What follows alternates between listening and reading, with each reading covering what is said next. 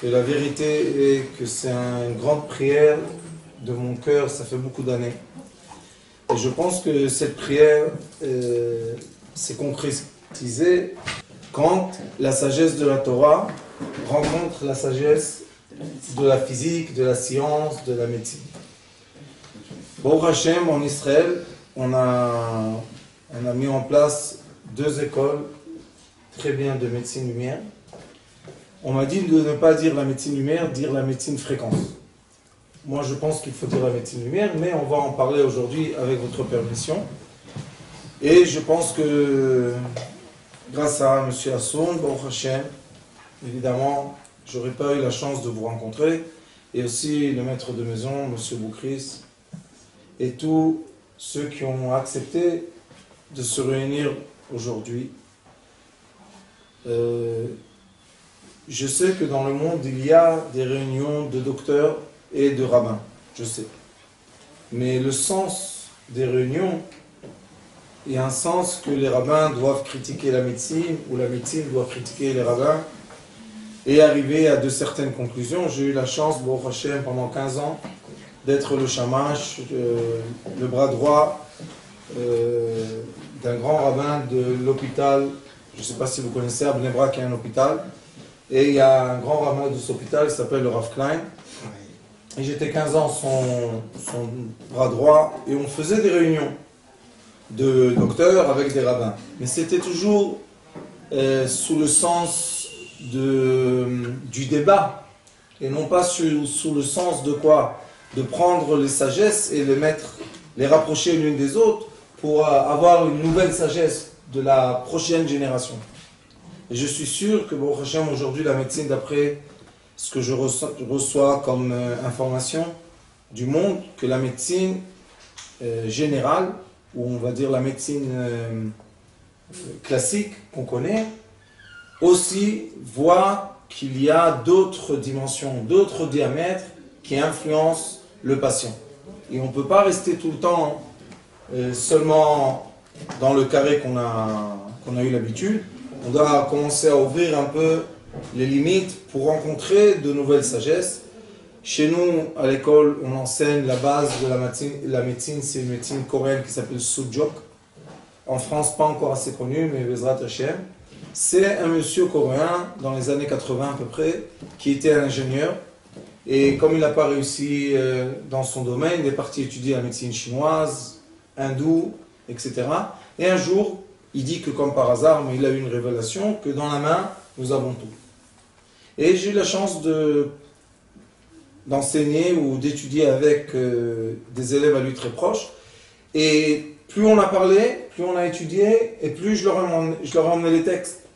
Je leur dis, voilà, ça c'est écrit là, ça c'est écrit là, voilà le Baal Shem Tov qui dit la même chose, voilà.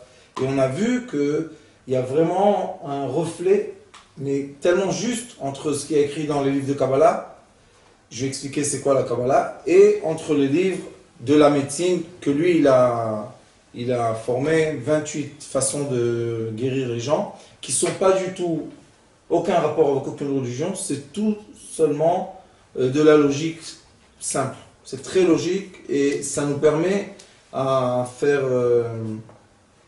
comment on dit, le test, on fait la diagnostic très vite sur la main. Et la personne ressent très vite l'effet de cette diagnostic et de la guérison. Et de là, nous avons une plateforme qu'on peut commencer à monter au-delà de cette plateforme pour réussir à comprendre c'est quoi les ondes ou les énergies ou les lumières ou les fréquences, chacun va le dire à son nom, qui influencent ce petit nerf qui est là, qui est maintenant coincé, qui représente quelque chose dans notre cerveau qui est coincé, qui représente dans la colonne vertébrale un problème nerveux, qui représente un membre dans notre corps qui ne se sent pas bien, etc., etc. Et plus on étudie ensemble, et plus on voit qu'il y a un lien qui est parfait. J'ai décidé d'ouvrir l'école seulement après qu'on a réussi à faire la boucle. Et j'étudie avec pas mal de médecins en Israël. Certains se disent médecins quantiques de vibration, certains se disent médecins normal comme vous, certains se disent médecins de Sujok, Il y a des scientifiques aussi qui sont très intéressés aujourd'hui. Je suis sûr que vous savez, mais aujourd'hui, la médecine rencontre la science. Pas la science de la médecine, mais la science quantique, physique. Et les scientifiques qui rencontrent la médecine disent on touche le corps tout le temps. Alors comment toucher le corps? Juste avec le couteau qui ouvre la peau, ou bien on va faire des machines.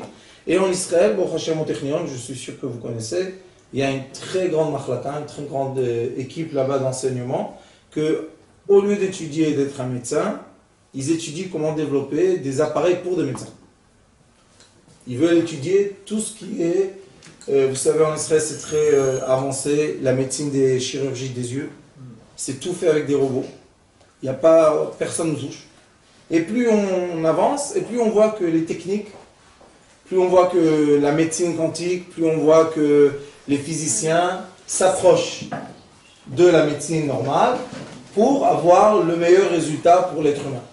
Et je pense que les médecins qui sont des vrais médecins, qu'ils ont été étudiés et travaillés pour la mission divine de guérir l'être humain, je pense que ces médecins-là, ils sont ouverts à quoi? À étudier de plus en plus et de plus en plus pour atteindre mieux et mieux les patients. Je vais revenir deux petites phrases sur la Kabbalah. Le Ari Akadosh, qui est le successeur de la Kabbalah du Rabbi Shimon Bar Yochai, qui date de à peu près 2000 ans. Le Ari Akadosh a pris les textes qui étaient cachés, qui se sont révélés, et a commencé à expliquer ce qu'il lit en araméen, et a écrit la traduction des textes en hébreu. Et qu'est-ce qu'il a trouvé dans les textes de Rabbi Shimon Bar Yochai, comme vous? Il a trouvé que les textes de la Kabbalah de Rabbi Shimon Bar Yochai ne sont pas limités seulement au secret. Alors il a écrit dans ses livres, il dit, dans le secret, il y a aussi des degrés. Il y a 4 degrés dans le secret même. Comme dans l'atome, nous avons 4 parties, on va parler un peu d'atome pour comprendre ce que je fais ou ce qu'on fait ensemble. Et il explique que les 4 degrés de la sagesse de la Kabbalah, il y a un degré qui s'appelle le degré du Pshat. C'est quoi le Pshat? On veut comprendre la matière. On veut expliquer comment se forme une matière. Et ça, c'est permis à tout le monde, il dit, le Ari Akadosh. Il dit que plus que ça, on est obligé d'enseigner à tout le monde que la matière, elle a une forme, elle se forme tout doucement. Il a un livre très intéressant qui s'appelle Etz Chaim, qui a été un sage, a récolté beaucoup d'études du Ari Akadosh et a formé une certaine logique. Et dans ce livre-là, qui est le livre presque le plus connu du Ari Akadosh et le plus étudié, il y a un autre qui s'appelle aussi Otzrot Chaim. Dans ce livre-là, il écrit au début la façon comment on doit avoir l'approche vis-à-vis du divin. Il pose la question, comment s'approcher du divin? Comment s'approcher de l'inconnu? C'est une question. Alors il dit là-bas 2 façons d'étude. Il dit une façon, si j'existe, il existe. Si j'existe pas, il n'existe pas. C'est beaucoup de gens, il y a une grande philosophie dans le monde, vous connaissez sûrement. En Amérique, c'est très développé. En Israël, on essaye de ne pas développer cette philosophie. Mais c'est une philosophie qui dit qu'en vrai, et c'est pas loin de la vérité, on vit seulement l'imagination. Et si on doit parler de la douleur, je vais vous montrer un exercice très simple et vous allez voir que la douleur n'a rien à faire avec la douleur. Il y a quelque chose d'autre dans la douleur. Et si on sait enseigner nos patients comment vivre une certaine douleur et non pas se battre avec la douleur, les patients changent de dimension. On va faire un petit essai, vous allez voir comment ça marche. Et les gens, ils disent que si j'existe, tout existe. Si je pense, je suis là. Si j'arrête de penser, je ne suis pas là. Est-ce que c'est vrai ou est-ce que c'est faux? Grande question. Le Tikkun Zohar, vous connaissez, c'est Rabbi Shimon Bar Yochai, c'est un livre qui date il y a 2000 ans. Là-bas, il dit que quand est-ce que la personne est morte? Question. Quand est-ce qu'on va dire qu'une personne, ça y est, maintenant on va dire, ça y est, elle est morte, et c'est un grand impact sur quoi? Sur donation des membres. grand impact sur beaucoup les organes, comment on peut donner les organes, est-ce que c'est permis, est-ce que c'est interdit. C'est un grand débat difficile. La raison qui est difficile, c'est pas parce qu'ils ont, ceux qui font le débat contre, c'est pas qu'ils ont une vraie raison. Ils ont une crainte. J'ai eu une histoire, vous savez, quand je donne les conférences, toujours je raconte des histoires, comme ça baisse un peu la pression. J'ai eu une histoire, il y a 3 ans de cela, qu'une soldate, malheureusement, est tombée dans la piscine. Elle était enceinte, 5e mois, et elle était légume. Et beaucoup de fois, quand il y a des légumes, on m'appelle parce que j'arrive à réveiller les gens qui sont légumes. Ça aussi, c'est à cause de la lumière, mais je vais vous expliquer plus tard. Et cette dame, elle est tombée. Maintenant, l'armée, ils m'ont appelé. Il y a une unité de l'armée d'intelligence qui est à Herzliya. Et je suis comme le RAF de cette unité, que a aussi malheureusement des problèmes avec des soldats. Et des fois, on a des fois besoin d'une identité spirituelle pour arriver à apaiser les familles. On n'a pas seulement le problème du soldat qui appartient à l'armée, mais on a aussi le problème des familles. Qu'est-ce qu'on fait avec quelqu'un qui va mourir? Comment... Il faut parler avec eux. Et les soldats, ils n'ont pas toujours la façon. Alors, bon, Hachem, j'ai eu la chance, je pense que c'est un grand mérite, d'accompagner des familles entières. Et cette famille-là, je ne savais pas, mais le père m'a dit, à un moment très difficile, que son frère aussi est mort comme ça. Ça veut dire qu'ils ont une certaine hérédité dans la famille, que le cerveau, je ne sais pas dire le mot médical, excusez-moi, de mon ignorance, mais ils disent que le cerveau se fend. Il y a une fendure quelque part dans le cerveau, et on ne peut pas remettre ça. Ça, on ne sait pas le faire, mais quand même, on a le battement du cœur. Et là, il y a un problème vis-à-vis des gens qui sont autour. Qu'est-ce qu'ils disent? Est-ce qu'il est vivant ou est-ce qu'il est mort? C'est une question. La famille, elle voit les appareils du cœur ça marche, et le docteur dit, c'est fini, il n'y a plus rien à faire. Alors la famille se dit, comment il n'y a plus rien à faire? Je vois que la tension monte, descend, je vois le pouls. Et ils ne savent pas que le cœur a un système nerveux autonome. C'est pour ça que quand on étudie la Torah, on étudie Moussar, ça va être le Moussar de la Torah, en français on va dire les midot. Comment on dit les midot? Les qualités. Quand on étudie les qualités, on sait que le cœur et le cerveau sont les deux fréquences qu'on doit les mettre en paix. Les deux ont le côté gauche, côté droite. Les deux ont une fente au milieu. Il y a beaucoup de ressemblances, mais ils sont autonomes. Chacun vit tout seul. Alors si une personne, son cerveau est mort, et là on voit d'après la sensibilité nerveuse, et le cœur continue à battre, est-ce qu'on a le droit de enlever, débrancher, et prendre les organes pour les donner à quelqu'un d'autre? C'est une question, la vérité, difficile. C'est très très dur. Et pourquoi c'était dur? Et pourquoi je vous dis que c'est très important ces réunions-là? Parce que malheureusement, le mari de cette femme, qui était jeune, et elle était enceinte 5e mois, a couru chez tous les rabbins pour demander des brachot, des brachot. Et il est revenu d'une nuit blanche chez un rabbin qui lui a juré que la fille vit. C'était vendredi matin.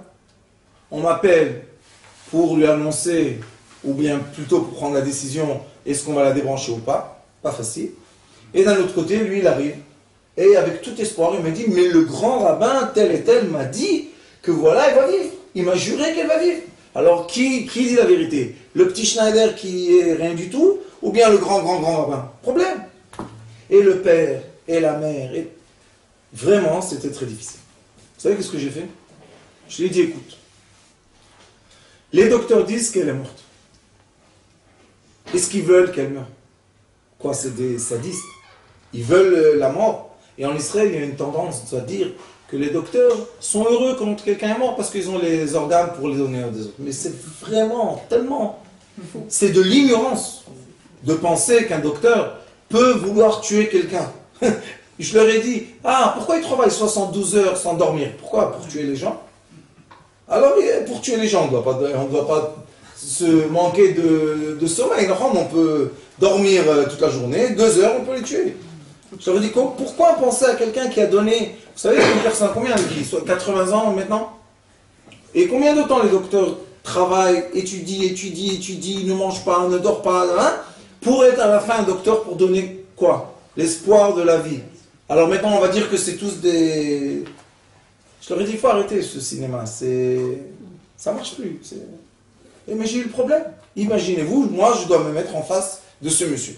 Et comme, bon, j'ai aussi un rab, chaque rab doit avoir un rab, parce qu'on est successeur de sagesse. On ne peut pas se dire, je suis le premier. C'est interdit.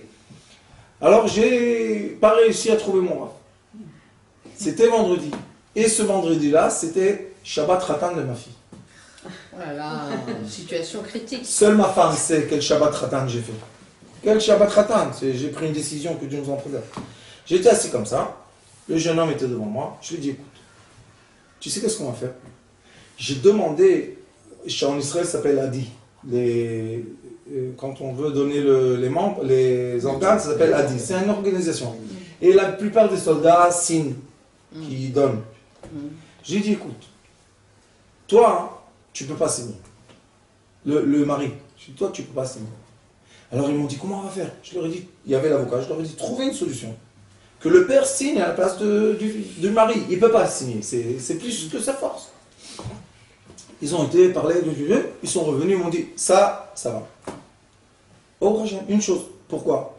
Parce que la question de la halakha est, si j'ai signé le papier qu'ils peuvent la déconnecter, peut-être j'ai créé un meurtre. Peut-être.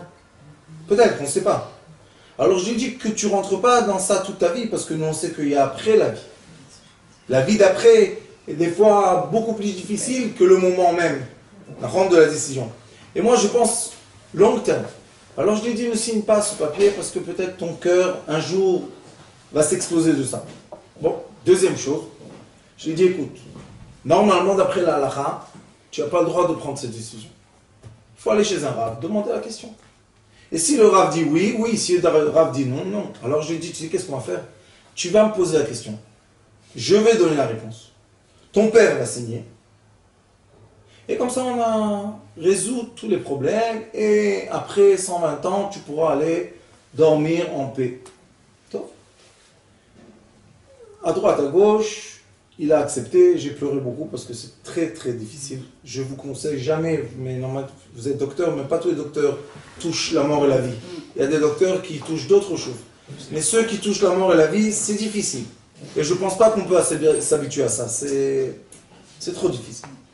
Et qu'est-ce que j'ai fait encore? Comme c'était vendredi, j'ai dit, écoute, tu as un espoir qu'elle va vivre? Il m'a dit. Alors j'ai demandé permission au docteur. Je leur ai dit, parce qu'ils injectent un produit pour que les organes restent... Alors j'ai demandé au docteur la permission. J'ai demandé au docteur une permission de quoi? Qui laisse la fille jusqu'à Motzei Shabbat. Shabbat, peut-être il y aura un miracle, je ne sais pas, qu'est-ce qui se passe. Mais si à Motzei Shabbat c'est fini, on déconnecte et tout de suite, bon. Et j'ai eu les rabbins qui m'ont parlé très gentiment quand je leur ai dit qu'il faut permettre de la déconnecter. Bon. Et après j'ai dit à mon rabbin, quand je l'ai attrapé, c'était trop tard. Je lui ai dit, tu sais, à la fin, cette fille-là, que vous voulez interdire, et moi j'ai permis, elle va sauver la vie d'un de vous. Il dit quoi? Je lui ai dit, tu verras. Vous savez, en Israël, on est en secte. On n'est pas des juifs. On est chacun... n'importe quoi. Mais c'est la vie, qu'est-ce qu'on peut faire? Et Akadosh Baruch Hu a voulu, dimanche, la nuit de samedi et dimanche, elle a donné tout ce qu'elle pouvait donner. Baruch Hashem. Et un des gens qui ont reçu le foie était un enfant Haredi de Bnei Brak, 16 ans, qui lui a sauvé la vie. Il allait mourir. Alors maintenant, on se pose la question. J'ai eu ce débat avec mon Rav, je crois 1h30. Je lui dis, Rav, d'après le Zohar HaKadosh, Quand une personne, son cerveau est déconnecté, ça veut dire qu'il n'y a plus de sens, de système nerveux qui attache, qui relie entre le corps et le cerveau. Ça veut dire que la personne est morte, même si le cœur bat. Alors ça, c'est écrit dans le Tikkun Zohar HaKadosh. Moi, je ne savais pas que c'est écrit dans la médecine. Mais je pensais toujours que quand le cœur bat, tant qu'il bat, on va dire que la personne est vivante. Mais là, non. C'est le Tikkun Zohar dit non. Ça dépend de quoi? Du système nerveux, de sensibilité nerveuse. Si elle ne ressent plus rien, c'est fini. Ils font Rieji ou je ne sais pas quoi. Et il n'y a plus rien du tout, c'est fini. Alors on a le droit de déconnecter des machines. Si on a le droit de déconnecter de la machine, ça veut dire que, deuxième question, est-ce qu'on a le droit de prendre des membres d'une certaine personne, la donner à une autre personne? C'est deuxième degré de question. La réponse est que la vérité propre du terme d'enterrer une personne, c'est l'os des personnes. Les os. Avant, dans le temps, vous savez qu'est-ce qu'ils faisaient? Ils prenaient les personnes décédées, ils les mettaient dans de cides, comment on dit cides? Le blanc là. La chauve. La chauve. Ça, ah oui, ça enlève tout. Ça enlevait tout. Et après un an, ou je ne me rappelle plus, quelques mois, ils prenaient les os, ils les mettaient ensemble. Il y a une certaine façon comment on les met ensemble. Et c'est ça ce qu'ils mettaient dans les tambons, dans les tombes, dans les cercueils. Il n'y avait pas de cercueil, ils mettaient comme ça dans la terre. Aujourd'hui, on a changé un peu le système, mais encore, on a les sages. On ne peut pas dire que la Torah n'est pas la Torah, puisqu'on voit que dans la Torah, on nous permet, plutôt plus que permettre, on nous dit que tous les organes, tous les muscles, tout ce qui est vif ne sont pas os. C'est fini, quand la personne est décédée, on ne doit plus penser que là-bas il y a une partie de l'âme. On peut aussi trouver la réponse de ça. Moi, quand j'enseigne la médecine dans mon école, j'enseigne au début l'être humain, qui est l'être humain, qui est l'identité d'un être humain, parce qu'on a un grand problème de connaissance de notre identité. Et si on connaît notre identité, on va dans un autre chemin, dans le futur de notre vie. Alors c'est la première chose que j'enseigne. S'il y a des docteurs ici qui lisent l'hébreu, j'en ai 3 livres de l'école. Chaque sujet, on écrit un livre, parce que c'est savoir très nouveau. Et la deuxième chose que j'enseigne après, j'enchaîne avec l'os. Puisque l'os dans la Torah s'appelle Havla de Garme. L'os qui est dans la terre fait encore des vapeurs. Et ces vapeurs-là ont un sens, veut dire quelque chose. C'est pour ça qu'on va faire des prières chez des tzadikis, ou bien des fois, on ressent très fort qu'on a l'envie de visiter un proche à nous dans un... C'est pas pour rien que dans le monde, il y a des... Comment on dit, cimetière. Oui, c'est pas pour rien. Le cimetière, c'est un besoin humain, c'est un besoin qu'on veut parler avec quelqu'un. Des fois, on a un rêve. J'ai un oncle à moi, qu'on a vu une tante très vieille. Et ils l'ont enterré normalement. Et on ne savait pas qu'en France, à Paris, on déterrait les gens. On ne savait pas. Il y a une loi. Et mon oncle rêve un rêve. Et ma tante vient le voir. Elle dit, tu as honte? Tu veux me faire déterrer? Va vite. Qu'est-ce qu'elle veut ça? Il n'a pas vu 30 ans. Elle est venue maintenant. Et il a dit, le matin je me réveille, je vais faire ça. Peut-être elle a raison. Peut-être, je ne sais pas. Il est venu chez les pompiers, ça s'appelle? Non, pompe funèbre. Il a donné le nom. Et ils lui ont dit, tu sais, cette Khelka, cette partie de terre, est en train de se déterrer. Si tu la veux, il n'y a pas de problème. On la déterre de là, on la met dans un autre. Et l'autre, c'est quoi? 90 ans. Mais dans 90 ans, qui va être? On ne sait même pas qu'elle existe. Mais la preuve qu'elle est venue dans le rêve. Maintenant, on peut dire que c'est n'importe quoi. On peut dire que c'est un hasard. On peut dire beaucoup de choses et on peut aussi expliquer. Si on veut entendre l'explication. Alors, la deuxième des choses que j'enseigne, c'est l'os. Après l'os, j'enseigne le sang. Après le sang, j'enseigne le système musculaire.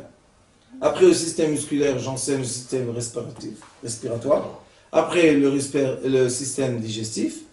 et à la fin, je vais dans le système nerveux, qui est le lien le plus proche du physique et métaphysique.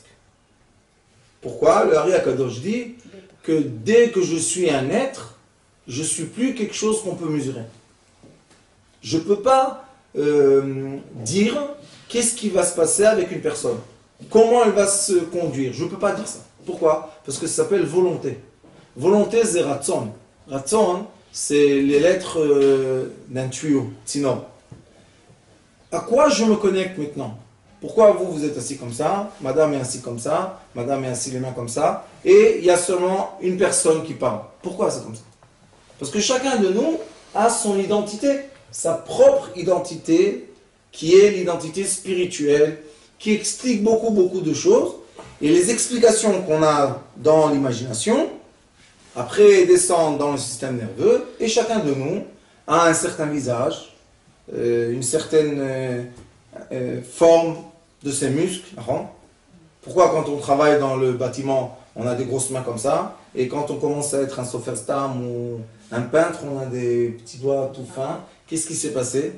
C'est le même être humain, celui-là a 20 ans, celui-là a 30 ans, mais pourquoi les mains ont changé? Parce que l'esprit qui est dans les mains a changé. Et cet esprit-là, on peut l'expliquer. C'est pour ça que la médecine, que nous, j'ai pas le droit de dire médecine, excusez-moi d'après la loi, mais la thérapie que nous, on préconise. On fait quoi? On préconise. On préconise? Bon. Je vais aller à l'université à la fin. On conseille. La thérapie qu'on propose ou qu'on enseigne, c'est une thérapie qui veut savoir qu'est-ce qui se passe vraiment avec la lumière. Comment? On dispense. On dispense. Ce que vous voulez, parce que je ne comprends pas ce que vous dites. C'est bien, on a compris. Ok. Si on dit dispense, ou préconise, ou propose, ce que vous voulez. Moi, Exactement. du moment que ça veut dire ce que je veux, ça va. Cette médecine-là fait quoi? On veut comprendre de la façon la plus profonde possible qu'est-ce qui se passe entre la matière et l'antimatière. Parce que là-bas est le secret.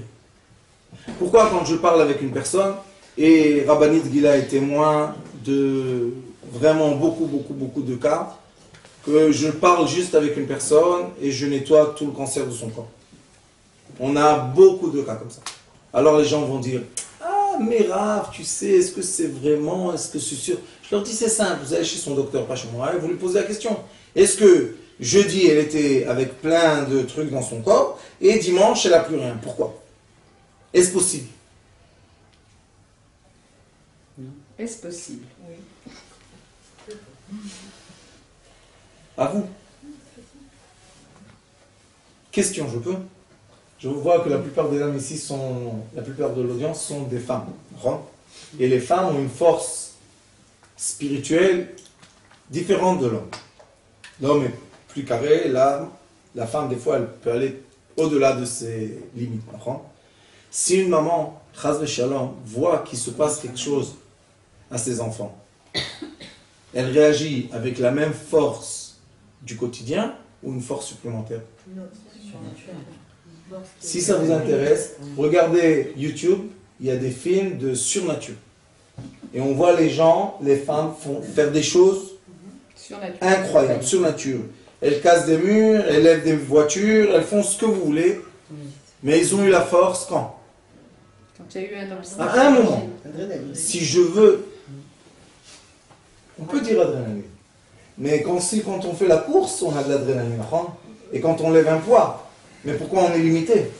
Si là on n'est pas limité. Donc l'adrénaline c'est bien, mais c'est limité aussi. Il y a quelque chose qui est au-delà de l'adrénaline, qui fait que nous sommes à la fois limités et à la fois non limités.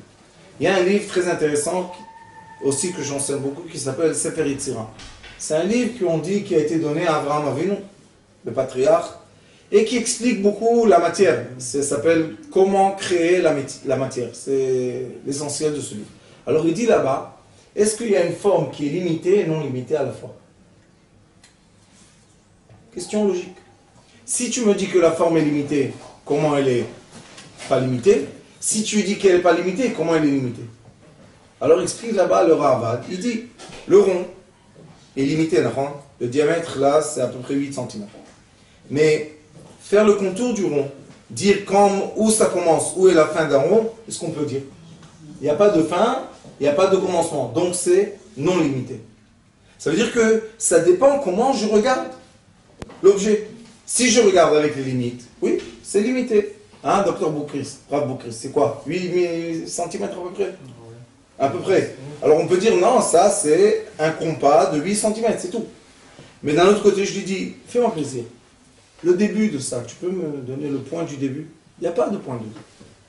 Pourquoi? Parce que tous les points sont un début, tous les points sont une fin.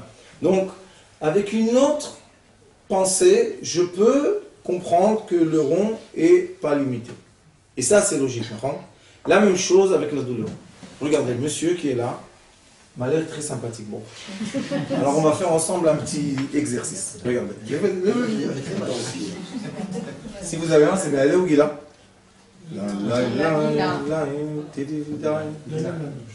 La main gauche?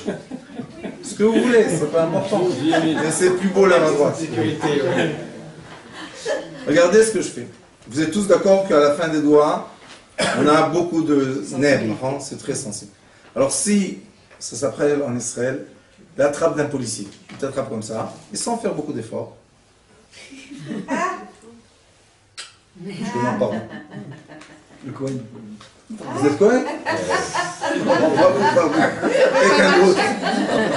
Je suis Cohen aussi. Non mais lui, vous savez pourquoi je le veux?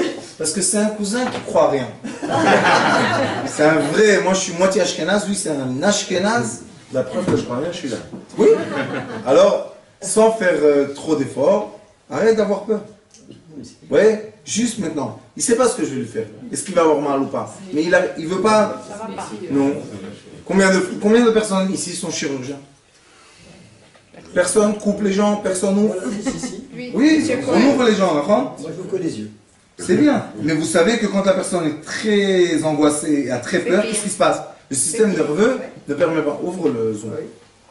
Regardez qu'est-ce qui se passe. Laisse-moi ta main. Regardez. Je pousse un peu. Comme c'est mon cousin, je ne vais pas faire très mal, mais sans faire d'effort, voilà, il m'insulte déjà. Je dis merci. Je t'aime beaucoup. Heureusement qu'ils n'ont pas enregistré. Mais maintenant, cette douleur est vraie. C'est la fin des doigts, ça fait mal. Ici aussi, on a un endroit très sensible. Si je fais ça, hop. Un point d'acupuncture. Ça, non. Pas comme. Là, il y a un muscle qui fait tout simplement très mal. Parce qu'il est très vif. Et dans le muscle, il y a toujours un petit rond comme ça. Et si je l'attrape, ouais, c'est. Ah, je peux prévoir comment il va faire ça. Mais maintenant, ça, c'est la matière. Oui. Et nous, ce qui nous intéresse, c'est quoi? C'est l'antimatière. C'est l'antimatière. Maintenant, je vais dire à monsieur, est-ce que tu es très préoccupé par ton restaurant?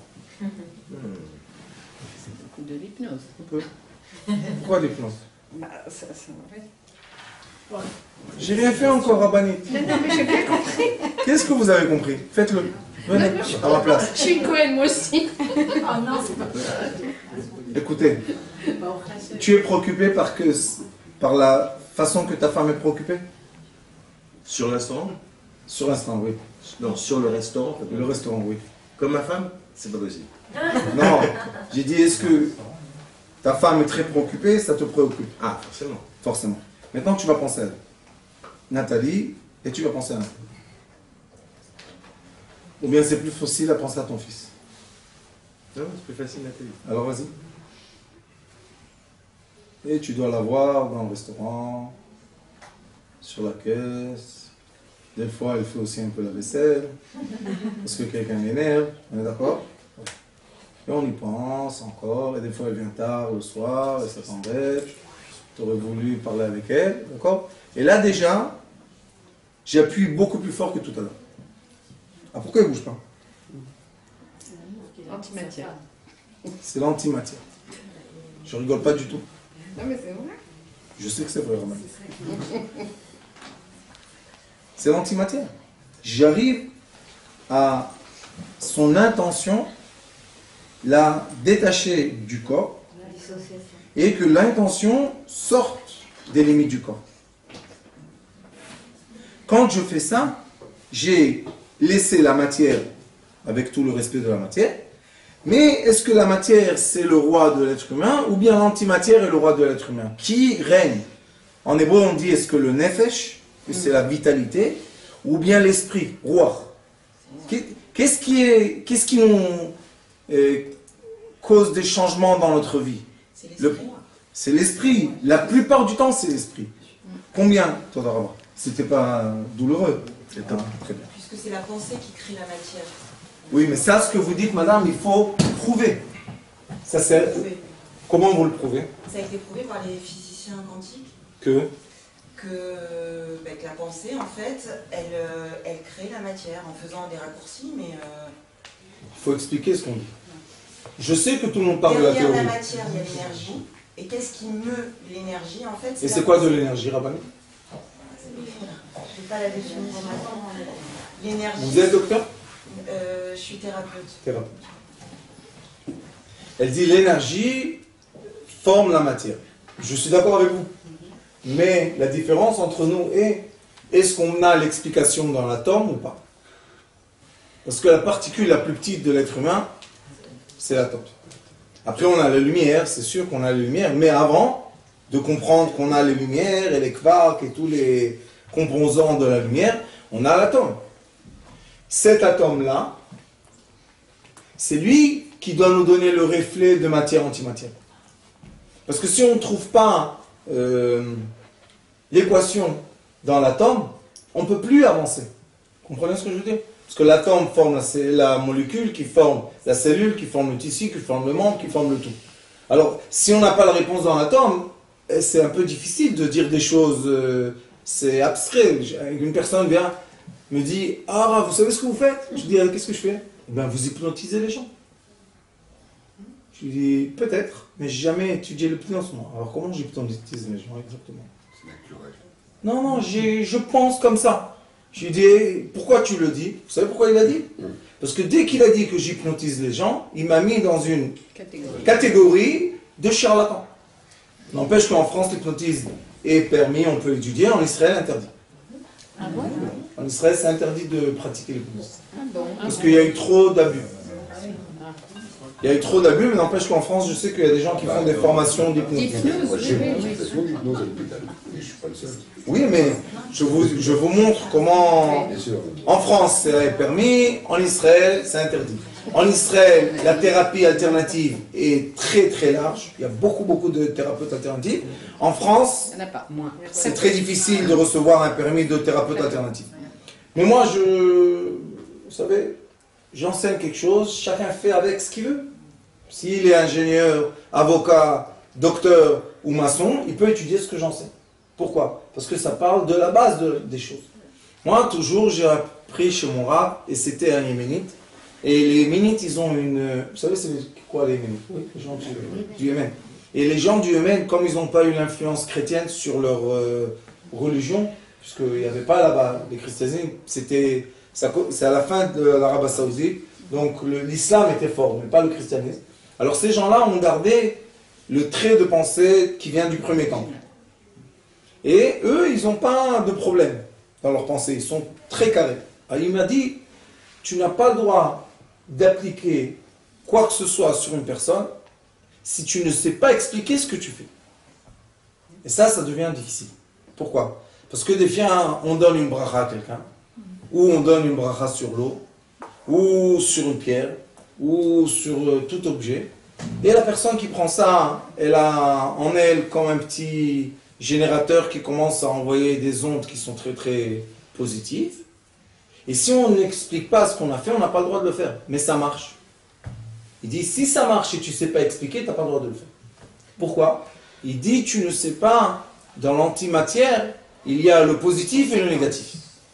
Et tu ne sais pas quelle énergie tu as appliquée dans ce que tu as fait. Et comme nous avons les lois de la matière, que aussi dans la matière il y a le positif et le négatif, on prend des produits chimiques, on les met ensemble, des fois ça fait des réactions très dangereuses, des fois ça fait des réactions magnifiques. La même chose on a dans l'antimatière. Il y a des produits antimatière négatifs, il y a des produits antimatière positifs, il faut faire attention de ne pas les mélanger. Pourquoi? Parce que quand on parle de secte, par exemple, ou des gens qui sont... Imourim, comment on dit Imourim? Ils sont... des joueurs, par exemple, ou des gens qui ont problème de l'alcool. Comment vous appelez ça en français? Addiction. Je vais sortir d'ici aujourd'hui riche. Riche de mots. Alors, des addictions, je ne vais pas me rappeler ça. N'ayez pas peur. Des addictions, ces gens-là, on doit poser une question. Est-ce que la matière les emmène à cette conduite ou l'antimatière les emmène à cette conduite? Et si on parle de l'antimatière, on veut savoir quoi dans l'antimatière? Est-ce qu'une femme gentille à la maison et des enfants qu'il aime et un travail honorable va emmener une personne à faire ça? Si elle le fait quand même, on doit poser la question pourquoi elle le fait? Quelle est la force qui arrive à tordre la pensée de l'être humain, prendre de l'argent propre et le transformer en dette? C'est pas logique. Une personne gagne 100 000 euros par an, c'est beau. Alors pourquoi tu donnes tout dans les casinos et dans les drogues ou dans la boisson? Il y a quelque chose qui n'est pas la matière. Parce que si on va lui faire une prise de sang, on va lui faire une prise de sang, c'est la même prise de sang. Alors qu'est-ce qu'il y a quand même là-bas qui déforme la pensée de l'être humain? Et là, on est obligé de rentrer dans les antimatières. On ne peut pas rester dans la matière. N'empêche qu'il y a des cachets psychiatriques, je ne sais pas comment en France ça se passe, mais en Israël, on donne beaucoup de cachets, beaucoup de quantité de cachets, pour que les gens se déconnectent d'eux-mêmes, tout simplement. On les rentre dans une sphère d'indifférence, et c'est fini. On a des morts vivants. Ça marche, puisqu'il ne va plus se droguer ou bien perdre son argent sur une carte de table, sur une table de cartes. Mais quand même, est-ce qu'on veut un père comme ça dans une maison? C'est plus un père. Est-ce qu'on a le droit, d'après la halakha, de se divorcer? Grosse question dans les tribunaux rabbiniques. Si une femme a perdu son identité spirituelle ou un homme, est-ce qu'on a le droit de se divorcer d'eux? Pourquoi il y a une question? Parce qu'ils ne sont pas en conscience. Comment tu peux te séparer de quelqu'un qui n'est pas en conscience? Dans la Ketouba, on a signé qu'on est obligé de prendre soin du corps et de l'âme. Si l'âme est malade dans tes bras, est-ce que tu as le droit de t'en débarrasser? Non. Alors on voit que l'antimatière est un sujet très développé dans la Torah. Quand on nous dit, par exemple, le Kriyat Shema, on nous dit n'allez pas après votre cœur et vos yeux. Mais nous, qu'est-ce qu'on sait? Que les yeux regardent, ont envie. Non, le cœur dit aux yeux, regardez et emmenez-moi le message de l'envie. Maintenant, c'est une question, vous avez raison, madame. Est-ce que c'est là ou c'est là? Si on va faire un débat, on ne va jamais arriver à un but. On va toujours sortir du débat, vous avez votre raison, moi j'ai ma raison, ça sert à rien, je vais vous dire la vérité, j'ai pas raison. Simple. Mais qu'est-ce qu'on peut faire ensemble? Est-ce qu'on peut faire des petits nœuds ensemble et commencer à attacher les sagesses pour arriver à la guérison optimale de l'être humain qui vient nous voir? Moi, je consulte des gens. Vous consultez des gens. Je pense que moi, je perds mon temps. Je ne perds pas mon temps, mais je donne beaucoup d'heures pour les gens. À toute heure, ils tapent à la porte chez moi et je suis obligé de les recevoir. Pas parce que je suis obligé. Parce que j'ai choisi dans ma vie d'être quelqu'un qui est comme un docteur. Un docteur consacre sa vie pour les autres. Qu'on le veuille ou qu'on ne le veuille pas, c'est l'antimatière intérieure qui lui donne la force d'être réveillé autant d'heures. Et si il est maintenant dans les 24 heures qui veut se reposer à l'hôpital, et on lui dit qu'il y a une urgence et quelqu'un est venu en saigne, j'ai jamais entendu un docteur dire je dors, ne me réveillez pas. J'ai pas entendu ça. Il se lève et d'où il a la force? Il est tout éveillé et il va là-bas aux urgences et il fait ce qu'il doit faire. Après il retourne dans sa chambre, il est fatigué et il va dormir. D'où cette force. Et ça, à mon avis, ça doit être la recherche de tous les êtres humains que dans ce monde-là, leur cœur leur dit « Fais du bien à ton prochain ». Je pense que c'est un débat, c'est pas un débat, c'est une conversation, comment on va appeler ça? C'est un forum, c'est quelque chose qu'on fait brainstorming, chacun a sa façon de voir les choses, mais tout le monde veut arriver au même résultat, qui est améliorer le bien de son prochain. Oui, c'est ça le... Encore une petite connaissance qui est très importante. Je vous conseille à tous et à toutes de rentrer un peu dans l'étude de l'atome. C'est compliqué et simple. Et j'ai eu la chance, pour une grande chance, de recevoir une vue sur l'atome qui est un peu différente de ce qu'on connaît, mais qui emmène beaucoup de lumière sur l'atome. Je pense que un doctorat, sûrement je vais recevoir sur ça, mais c'est pas pour ça que je le fais. Qu'est-ce qu'on a vu, qu'est-ce qu'on a dévoilé? L'atome a 7 cycles. Cycles d'électrons, vous savez? Dans le premier cycle, il y a 2 électrons. Dans le deuxième, il y a 8. Dans le troisième, il y a 18. Dans le quatrième, 32. Cinquième, 32. Sixième, 18. Et septième, 8. Très bien. Ces électrons, on a Mendeleïev qui nous explique le déroulement de tous les atomes jusqu'à 118. J'ai entendu qu'aujourd'hui, il y a un peu plus que 118 atomes. Je ne connais pas assez, mais 118, je connais. Maintenant, on va se poser la question. Est-ce que les 118 atomes de Mendeleïev, c'est un hasard? Comment il a su? Il n'avait pas les microscopes qu'on a aujourd'hui. Seulement en 1987, il y a un Américain qui a détecté tous les atomes et a dit qu'en effet, Mendeleïev avait raison. Mais Mendeleïev lui-même a dit, je ne sais pas, il y a des trous noirs que je ne connais pas, mais je vous dis qu'il y a une certaine sagesse ou forme d'électrons qui se suivent les uns après les autres. Qu'est-ce que j'ai fait? J'ai rien fait, mais comme ça. Dans le Zohar HaKadosh, on nous dit que l'éclat de lumière est l'étincelle qui peut être l'électron qui est autour de l'atome. Et on nous définit la grandeur des lumières. On nous dit que le premier atome, c'est un petit yud, minuscule. Le deuxième cycle, c'est un yud normal. Le troisième, c'est un grand yud. Le quatrième, c'est un vav minuscule. Le cinquième est un vav normal. Le sixième est un vav géant. Et le septième est un nun sophite. Pourquoi? Parce que le Zohar HaKadosh dit qu'il y a un trait, il y a un point. Et ce point, quand il s'allonge, oui. Quand il s'allonge, il a plus de messages. Son message est plus long. C'est comme les étoiles. Vous savez, il y a des étoiles qui donnent une lumière comme ça. Et il y a des étoiles qui vont... Les étoiles filantes qui donnent plus de messages pour vous. Et j'ai mis les atomes avec les yud, les vav, les nun. Et il y a dans la Torah de la Kabbalah un chiffre. Le petit yud, c'est 1. Le deuxième yud, c'est 10. Le grand, c'est 100. Le petit vav, c'est un 6. Le moyen, c'est 60. Le grand, c'est 600. Et le nun sophite, c'est 700. Et ce que j'ai fait, c'est que j'ai mis à la place de chaque électron le yud qui lui correspond. Et j'ai reçu un tableau.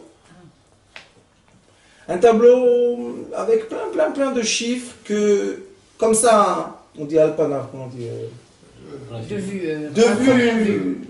Comment? À première vue. Oui, à première vue, rien de spécial, plein de chiffres très grands, très... Vous savez, il y a des atomes, c'est des chiffres comme ça. 10 000, 20 000, 25 000, qu'est-ce que vous voulez chez moi? Bon. J'ai laissé le tableau, j'ai dit, qu'est-ce qui se passe? Qu'est-ce que vous voulez exactement? Qu'est-ce que je peux faire? J'ai rien compris. J'ai vraiment rien compris. 10 000, 20 000, 5 000, 300, qu'est-ce qu'ils veulent chez nous? Et un matin comme ça, on me dit, rapetissis les lettres. Il y a une façon dans la Kabbalah qu'on dit, de chaque chiffre, faire un chiffre. Ça s'appelle Mispar Katan. On prend tout chiffre, ils ont 10 000, 110, ça va être 3. 1, 1, 1, 3. Ou bien, je sais pas moi, 193. Ça va nous donner 1, 9 et 3, ça va être 13. 13, c'est 1 et 3, 4. On a le 4. Et, pas comme hasard, pas comme hasard, on a reçu des chiffres qui se répètent, qui se répètent, qui se répètent. Il y avait 1, 4, 7, 1, 4, 7, 1, 4, 7, 1, 4, 7, jusque le 85e atome. Et après, il y avait 3, 6, 9, 3, 6, 9, 3, 6, 9, 3, 6, 9. Et comme j'étudie, je vous ai dit, avec des docteurs et des scientifiques, je leur montre, parce que trouver c'est bien, mais déchiffrer, qu'est-ce que ça veut dire? Qu'est-ce qu'on peut en faire? Et ils m'ont dit, écoute, quand tu fais ça, pourquoi tu n'as pas fait sur Mendeleïev les petits chiffres? J'ai dit, qu'est-ce qu'on a besoin? Mendeleïev, c'est 2, 1 à 118. Il m'a dit, non, fais comme ils ne sont pas religieux. Ils m'ont dit, fais comme ton truc là, mais fais sur Mendeleïev. Et vous allez être étonnés. Mendeleïev, c'est 1, 2, 3, 4, 5, 6, 9. 1, 2, 3, 4, 5, 6. Jusqu'à la fin du tableau de Mendeleïev. Est-ce qu'on peut dire que c'est un hasard? C'est pas un hasard. Alors, que veulent dire les chiffres? D'après la Torah, Baruch Hashem, les chiffres ont une signification de quoi? On va dire de fréquence de lumière, vitesse de lumière. 1 veut dire la lumière blanche. 2 veut dire la lumière moins blanche. 3 veut dire la lumière un peu rouge.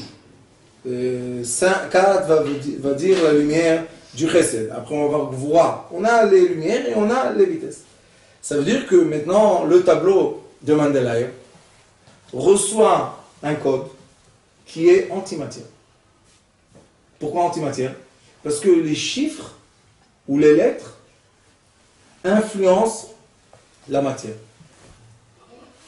Et si je peux dire que chaque atome a un nom, pas le nom qu'on connaît scientifique, mais le nom antimatière, maintenant, un docteur qui étudie avec moi, qui est un docteur en biochimie, m'a dit, trouve-moi tous les assemblements de 10.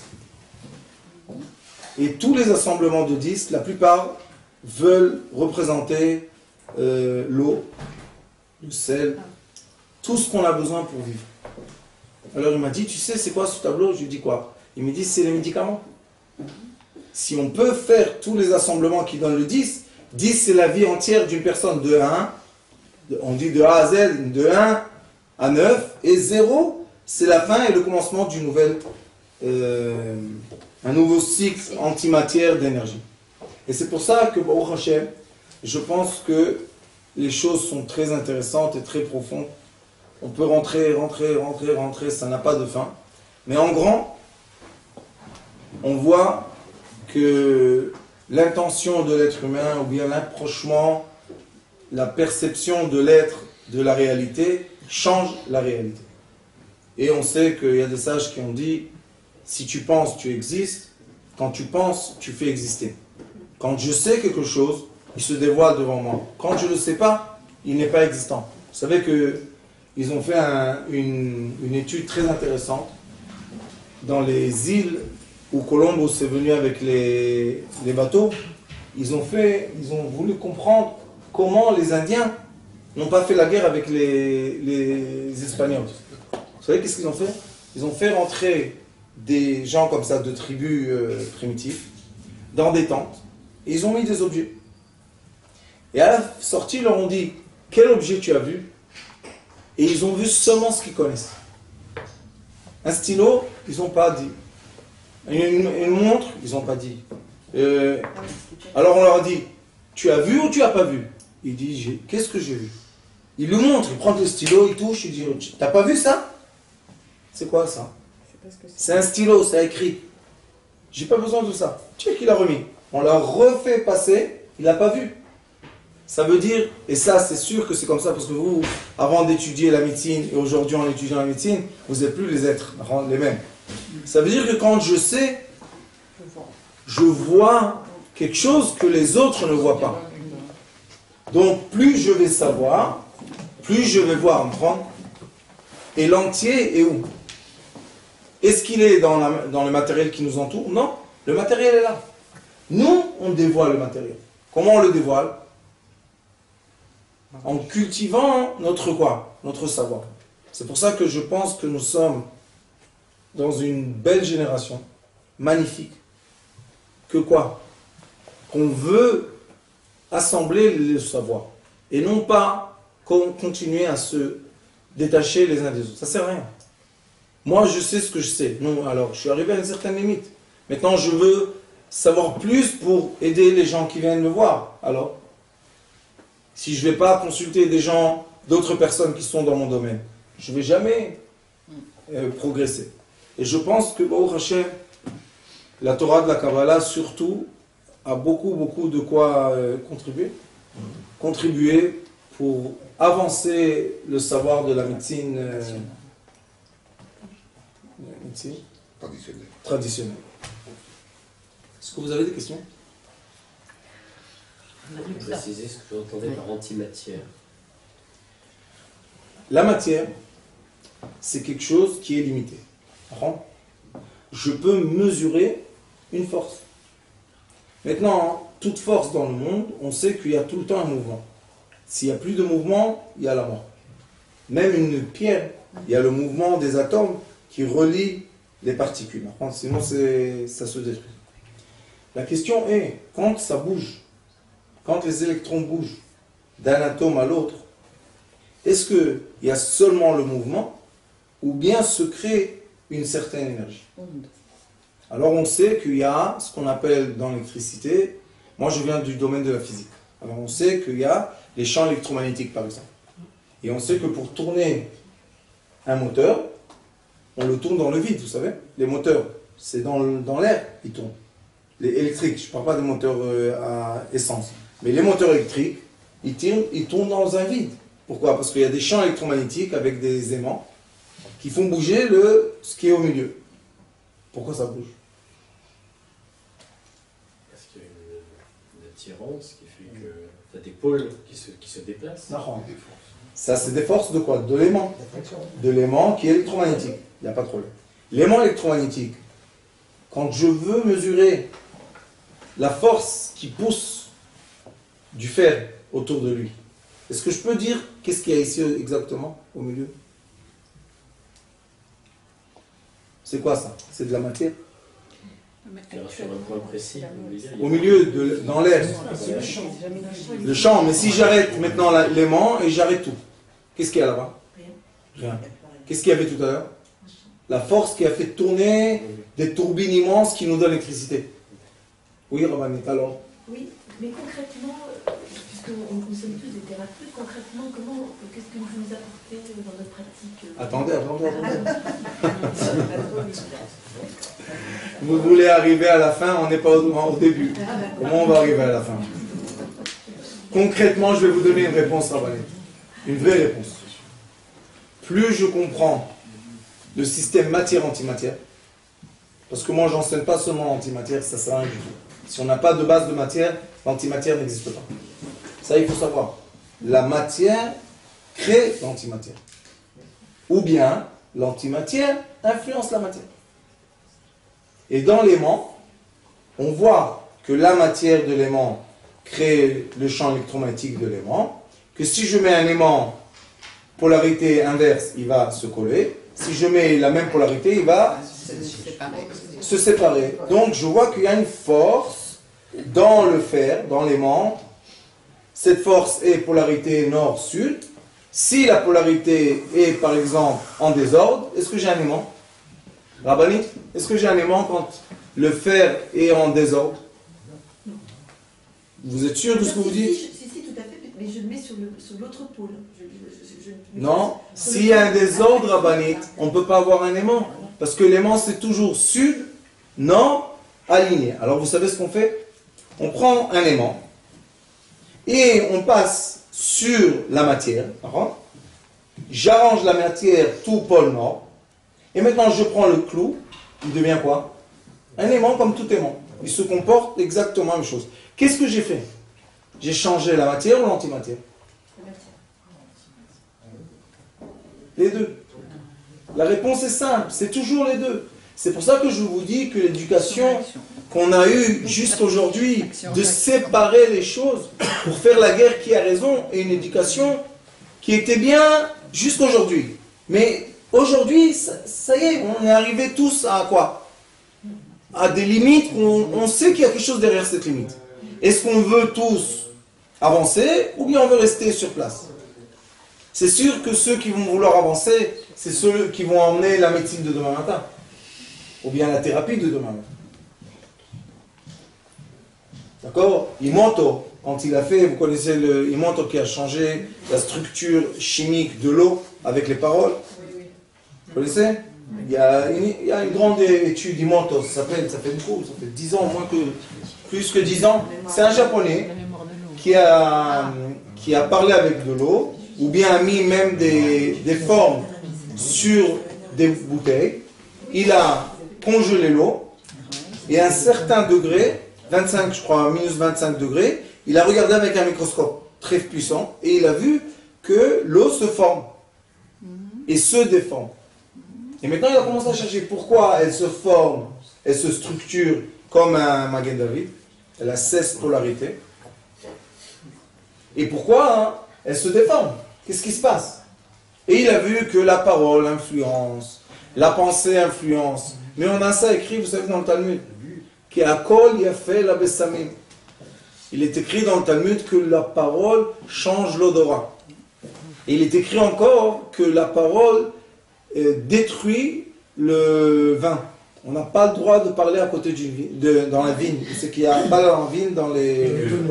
On n'a pas le droit de parler là-bas. Pourquoi? Ça abîme le vin. Qu'est-ce que ça fait au vin? Ça le fait, comment dire, avec oxygéné. Maintenant, vous savez un peu de la biochimie, vous êtes obligé, non, pour votre métier. Pourquoi le vin s'oxygène? Qu'est-ce qu'il a, monsieur?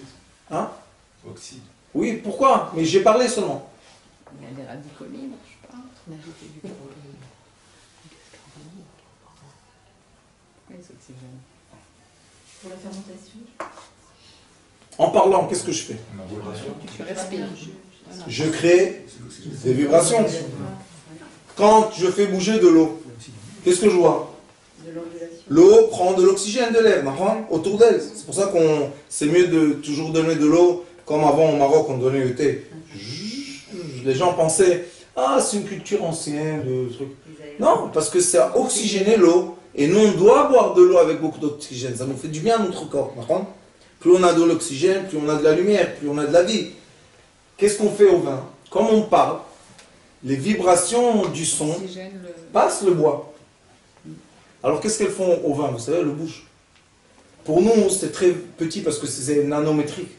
Alors on ne sait pas mesurer le mouvement. Mais comme on a fait bouger le vin, on a fait l'oxydité, on a augmenté le problème de l'oxygène et le vin tourne.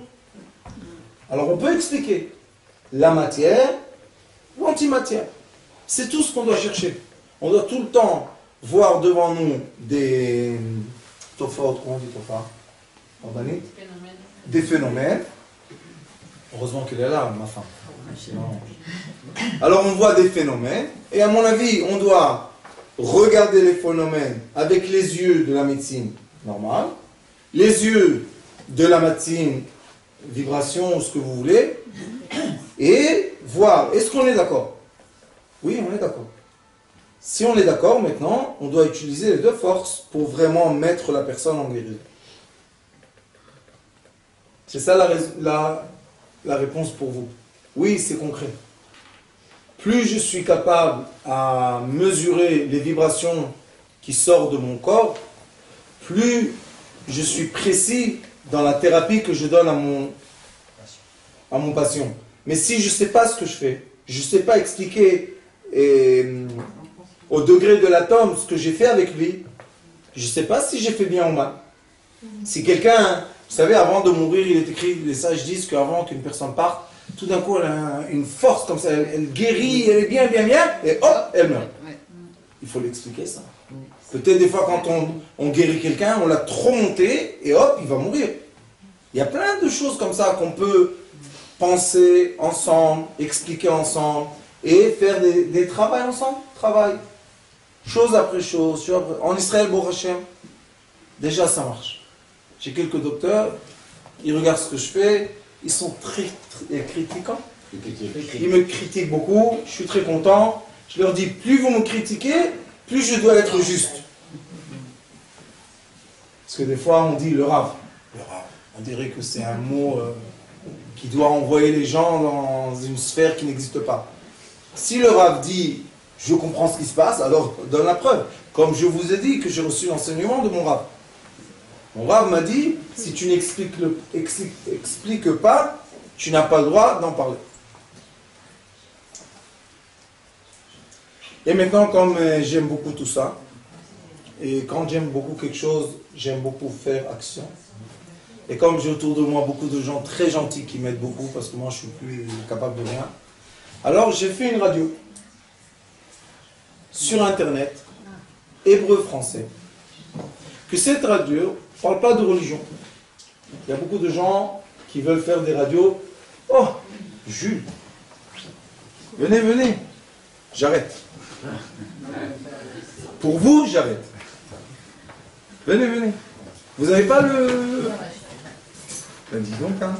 Moi, à mon âge, venez, venez. Excusez-moi, c'est mon oncle. Faut donner la vote. Mon oncle. Très important. Qu'est-ce que je peux faire? Mincha, j'ai fait moi. Moi, j'aime faire tôt. Comme ça, ça me... Tu n'es pas bon.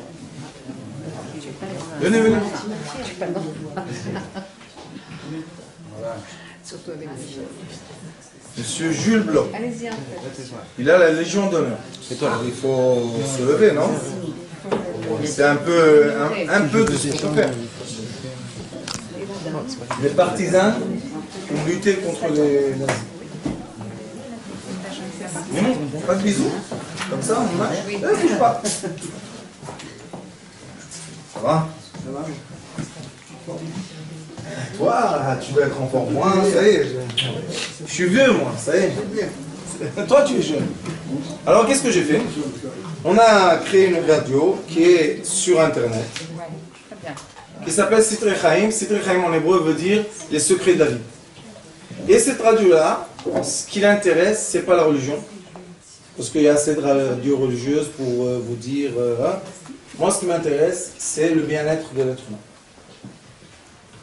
Alors, comme Baruch Hashem, personne nous dit qu'est-ce qu'on va mettre dans cette radio, c'est nous qui décidons. Alors, je pense que ça sera très très bien et très très beau si vous avez des bons sujets, des choses pour partager nombreuses de personnes, pas seulement en Israël, dans tout le monde entier. Je pense que c'est un des métiers d'un savant. Vous savez, dans la Torah, un rofé, un docteur, c'est un savant. Avant, tous les savants étaient docteurs. Pour savoir guérir, il faut être quelqu'un qui réfléchit. Et quelqu'un qui réfléchit emmène l'humanité au degré plus en plus, mieux, mieux et mieux et mieux.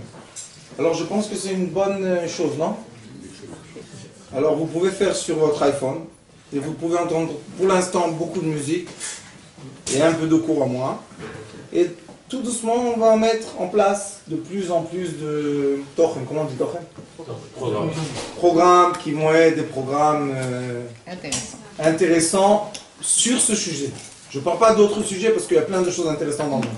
Mais le sujet du bien-être, le sujet de la guérison de l'être humain, je pense que c'est très très important aujourd'hui, surtout parce que malheureusement, beaucoup d'antimatière changent la matière. Et beaucoup de gens se plaignent. Vous savez, il y a une personne qui est venue me voir de France, elle m'a dit « Ah, vous les religieux, quelle chance vous avez !» Je dis « Qu'est-ce qu'il y a ?»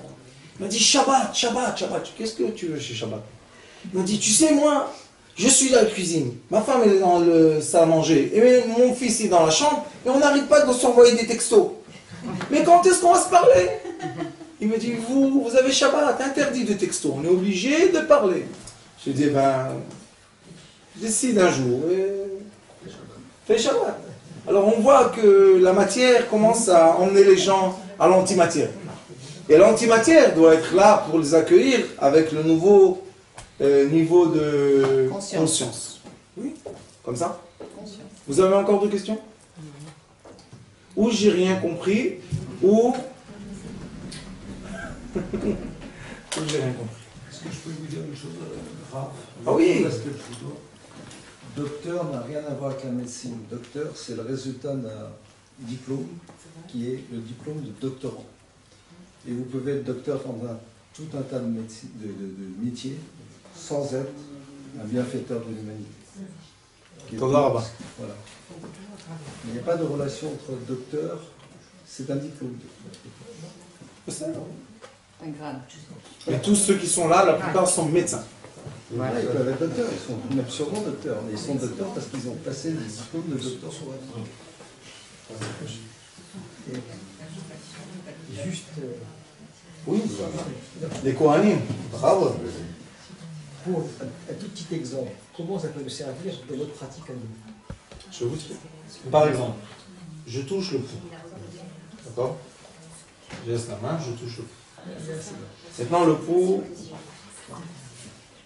votre pouls, par exemple, est faible. D'accord? Maintenant, tous vos amis, là, collègues, médecins, savent que quand une personne a le pouls faible, la vitalité est maintenant basse. Est-ce que ça a un impact direct avec la quantité des médicaments qu'on va donner? Sûr que oui. À une personne qui a le pouls accéléré, par exemple 110 de pouls, et une personne qui a 60 de pouls, est-ce qu'on va donner la même dose de médicaments? Vous voyez, c'est facile. Ça, c'est premier degré. Et plus on approfondit cette thérapie lumière, et plus je peux dire des choses sur votre pouls. Par exemple, pourquoi votre pouls maintenant est faible? Dans quel, je ne vais pas parler en public, mais juste je vous dis ce que je fais. Donc, le secret professionnel. Comment? Le secret professionnel. Non, je ne parle pas, mais je dis, beaucoup de fois, on peut arriver à un stade de dire pourquoi la personne maintenant a décidé de baisser, de ralentir le pouls. Et il y a des raisons qui sont un peu matérielles et aussi antimatérielles. Et si je suis un bon thérapeute, je dois vouloir axer à l'antimatière et la matière pour bien guérir. Je ne sais pas comment ça se passe en France, mais en Israël, je vais vous dire, on va à la Coupatrolim qui est... dispensaire. Non, docteur, on va le voir, vous savez ce qu'il fait? Il a 3 minutes, il a une montre, On connaît ça. il fait ça, schlick,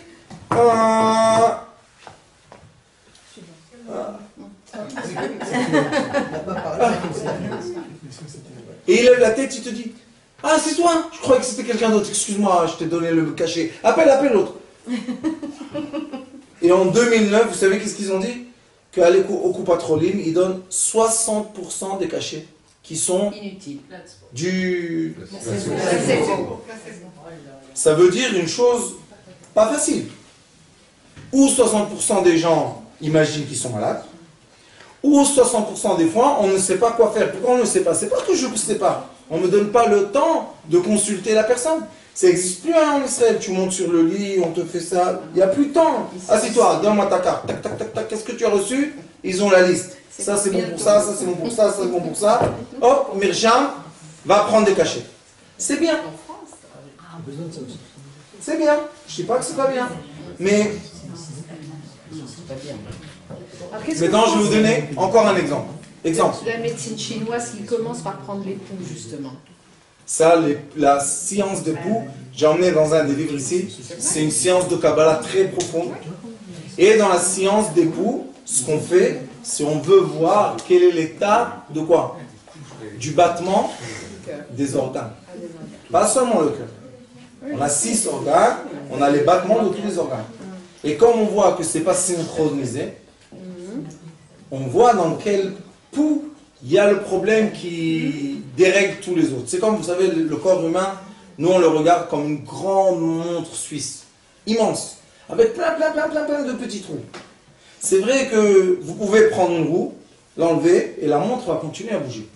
Mais après un moment, elle va commencer à un peu se détraquer. Nous on dit que le commencement d'une maladie est un atome. Dès qu'un atome ne s'accroche pas avec son ami comme il faut, on a un commencement. Mais des fois, c'est tellement petit qu'on n'arrive pas vraiment à le ressentir. Mais quand on est à tes souhaits, quand on est déjà on a mal, ça veut dire que plusieurs atomes ça y est, ne font pas ce qu'on veut qu'ils fassent. Est-ce qu'on peut détecter ça avant? On peut. Le pouls, c'est une science qu'il faut étudier beaucoup d'années. Pourquoi? Parce que je peux expliquer le pouls. Mais je vais toucher le pouls, je vais dire, ce monsieur-là, par exemple, maintenant, a un tel souci. Mais pour que vous savez ça, vous êtes obligé de toucher aussi le pouls. Moi, au moins, tout petit, je n'ai pas encore réussi à écrire le sentiment. Peut-être un jour, je vais réussir à trouver des sentiments globaux qui expliquent le pouls. On a une façon, d'après les Nikoud, d'après les lettres, pas les voyelles, on peut expliquer un peu, c'est écrit dans la Kabbalah. Mais c'est très difficile à transmettre. J'ai essayé. J'ai une fille à moi, et aussi Gila, qui savent guérir avec le pouls. Mais c'est parce qu'ils sont à côté de moi beaucoup. Et ils voient beaucoup ce que je fais. Une dame venue chez nous de l'hôpital, elle avait les 2 pieds enflammés comme ça. On touche, ça brûle. Ils lui ont donné dans le sang, les infus, rien du tout. Après une semaine, ils lui ont dit, madame, Allez voir. buvez des plantes, faites quelque chose. Mais nous, c'est ce qu'on a. Ben, très bien. Comme c'est une élève à moi, elle est venue me voir. Elle était une semaine avant un grand OFA, comment on dit OFA? Un concert. Un grand concert. C'est une dame qui chante et elle fait pour une association, elle ramasse de l'argent. Moi, j'ai dit à Gila, qu'est-ce qu'elle a? Qu'est-ce qu'elle a? Je lui dis, elle veut réussir. Mais elle a peur. Alors qu'est-ce qu'elle fait? Inflammation. Ou dans les pieds. Pourquoi les pieds? Parce que les pieds, c'est ce qui lui permet à être sur scène. Très bien, ouais, c'est facile. C'est une thérapie lumière. Je ne suis pas intelligent, moi. Moi, je dis, je suis le dernier des intelligents. J'ai dit à Gila, c'est toi qui vas la guérir. Elle m'a dit, Merav, tout le temps, quand je dis ça, elle me dit, Merav. Je lui dis, Gila, tiens le pouls, on va travailler. Tic, tic, tic, tic. Je vous dis, hein, c'est pas des miracles. Elle lui a envoyé le message de calme-toi, tout va bien, ça va réussir, il faut savoir se positionner. Et c'est un miracle? Non. Oui. Et si la passion, c'est une résistance? Rabbanit, la résistance veut dire que le patient ou la patiente n'accepte pas ce que vous faites. Oui. Non, ils n'acceptent pas, ça veut dire qu'ils ne sont pas en accord avec vous. Exact. Vous savez que si une personne va chez un docteur normal et elle est énervée avec le docteur parce que quelqu'un lui a dit quelque chose de méchant sur ce docteur, le docteur ne pourra pas la guérir. Et voilà, les docteurs disent que c'est vrai. C'est pas que moi j'invente. Maintenant, on veut expliquer ça. Expliquez-moi une mauvaise humeur d'une personne qui ne veut pas accepter votre guérison. Est-ce que vous êtes là pour lui faire du mal? Non. Alors pourquoi elle n'accepte pas? Parce qu'elle a fait Google. Vous connaissez cet imbécile qui s'appelle Google?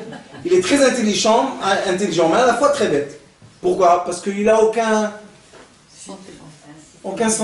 sentiment pour les êtres humains. Alors il écrit, ce docteur a eu un procès en 1800, 900, c'est même pas son nom, mais ça fait rien. Elle déjà, elle est venue révoltée. Qu'est-ce que c'est ça? Comment est-ce possible?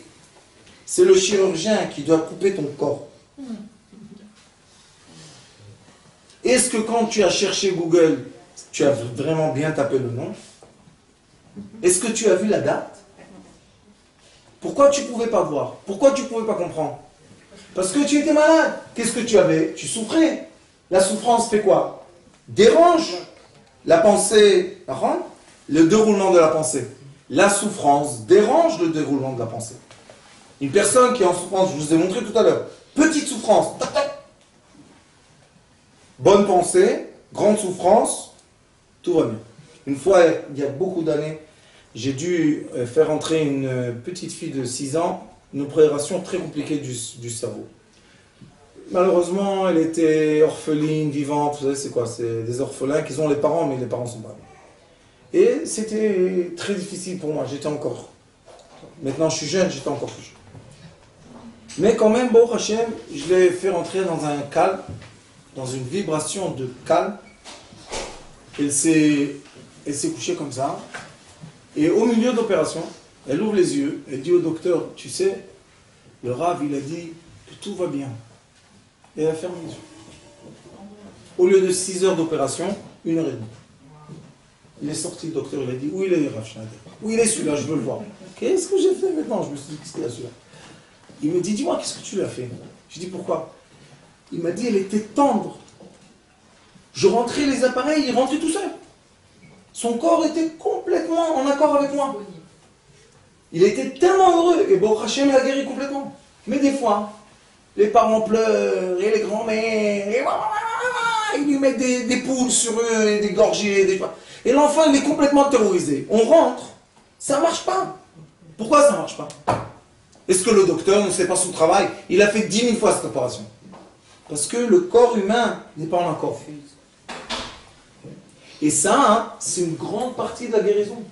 De mettre l'être devant vous, en accord avec vous. En Israël, dans toutes les oncologistes, ça s'appelle cancéreux, dans tous les hôpitaux, il y a aujourd'hui obligatoire un psychiatre, psychologue. Vous savez qu'est-ce qu'il fait? Il parle avec la famille surtout.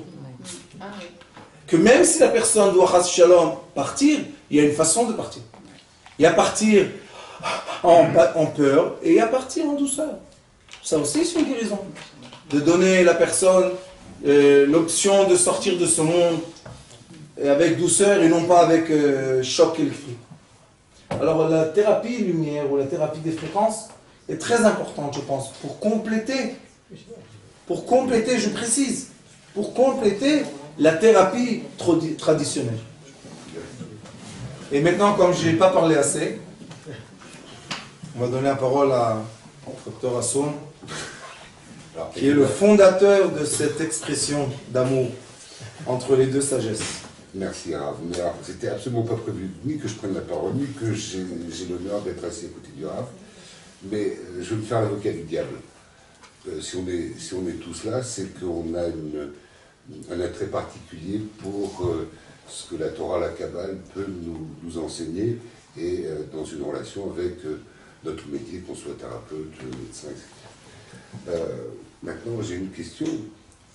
C'est quelle différence peut-il y avoir entre ce que la Torah peut nous emmener, nous apporter en termes de complémentarité avec la médecine traditionnelle ou avec une approche humaine par rapport à d'autres approches méditatives, par exemple, ou psychothérapiques, quelles qu'elles soient. Et je vais juste préciser ce qui me vient à l'esprit, c'est que tout ce que vous avez dit aujourd'hui, probablement que ça a pris sa source, puisque vous l'avez décrypté depuis de nombreuses années dans la Kabbalah, dans la Torah, mais je ne veux pas réduire ça à la relation humaine, mais en fait, on est dans une relation humaine, dans une relation de confiance avec un patient, là, quand on est thérapeute, dans une sorte de résonance avec le patient, une harmonie qui fait qu'effectivement, l'antimatière va être présente et va faire qu'on va avancer. Alors peut-être qu'en Israël, c'est 3 minutes la consultation, en France, c'est 10 ou 12 minutes en Europe, je crois. Mais en tout cas, il y a encore aujourd'hui des consultations qui se font en France dans certains domaines qui demandent du temps et beaucoup de temps pour cette mise en place justement de cette relation qui va faire que, effectivement, même en cancérologie, même pour des pathologies très organiques, très somatiques, eh ben, ça va se passer différemment. On va recevoir des résultats qu'on n'aurait jamais attendus.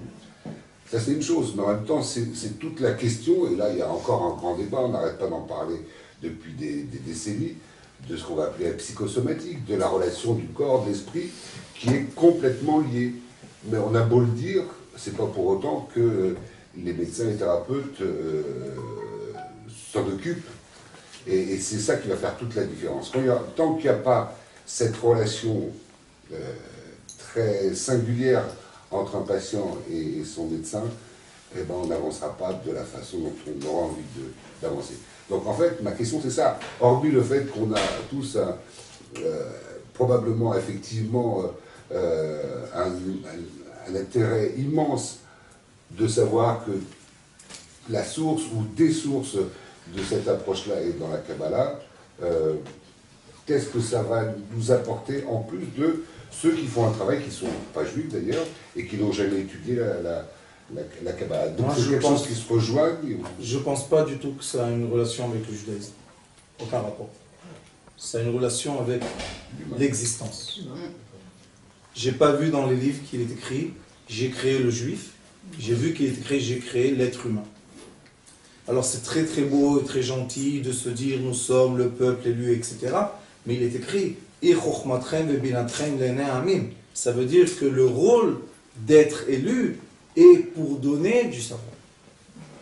Maintenant, c'est vrai que dans plusieurs, et moi-même, j'ai étudié et j'ai exercé beaucoup de sortes de médecine, tout seul, thérapeute, excusez-moi, mais avoir la physique anti-matière structurée comme il faut, et je peux l'appliquer, ça, monsieur, si vous me montrez un endroit où je peux l'étudier, je vais l'étudier demain avec. Ça, je veux moi-même. J'arrête mon école, je vais étudier, je veux savoir où est la structure, où est l'origine des choses. Pourquoi quand les gens parlent, fais méditation, alors on va faire... Ah, là tu es dans le monde violet, oui, je vois du violet, très super, super, va à droite, va à gauche. Qu'est-ce que c'est ça? On se moque des gens. Pourquoi on se moque des gens? Parce qu'on les emmène dans des sphères qu'on ne connaît même pas. On est très heureux d'avoir des résultats, on s'applaudit, on se donne du kavod. Mais Tachles, explique-moi ce que tu viens de faire.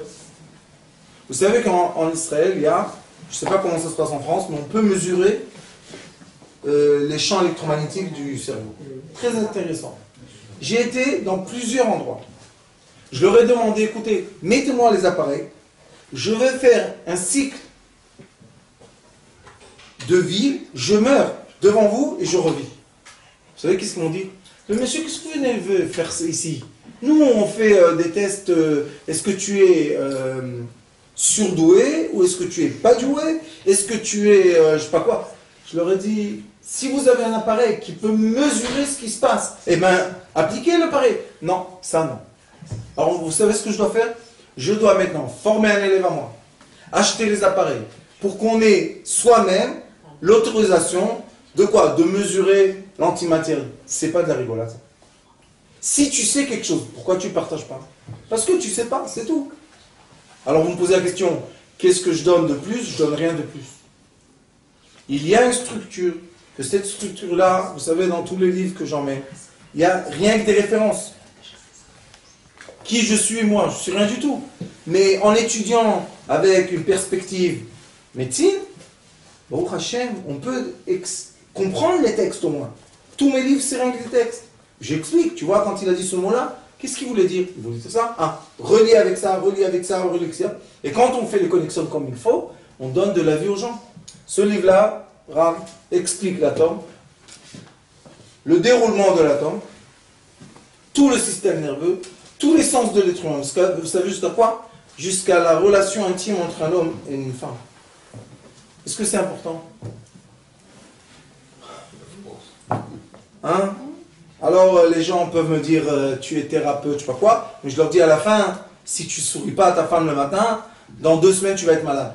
Mais non, de quoi tu parles? Eh bien on va voir. Ou bien si elle n'arrête pas de te pitié pour avoir 100 € dans son porte-monnaie, quelque chose va se passer chez tes enfants.